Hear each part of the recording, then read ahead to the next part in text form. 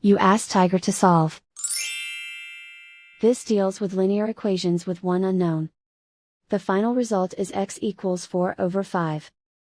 Let's solve it step by step. Group all x terms on the left side of the equation. Subtract 4x from both sides.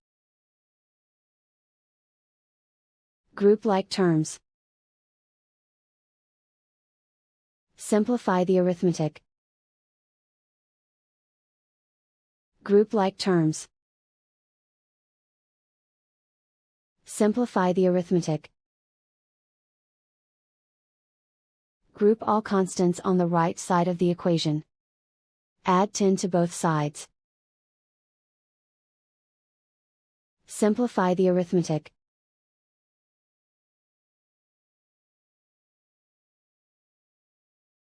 Isolate the x. Divide both sides by 5. Simplify the fraction. And so the final result is x equals 4/5.